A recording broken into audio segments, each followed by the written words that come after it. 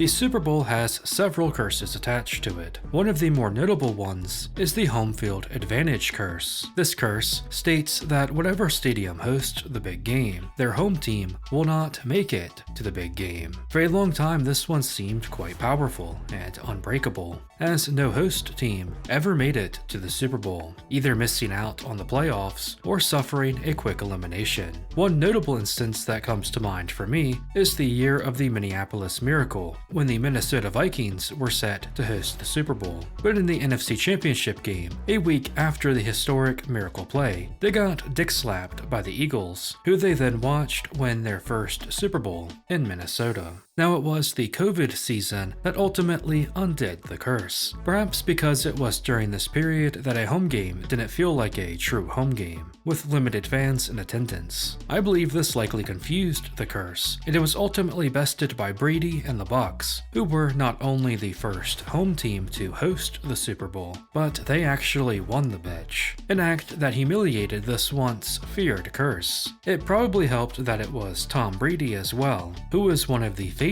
weavers of the NFL, able to bend destiny and even curses to his will. Now, the following year, the Los Angeles Rams would pull off the same feat, winning the Super Bowl in their home stadium. Of course, a home game in LA is pretty much an away game, so there is that. But I think the fact that this curse was recently beaten twice proves that it's no longer the threat it once was. While it was a force to be reckoned with in its heyday, today it's not a real curse.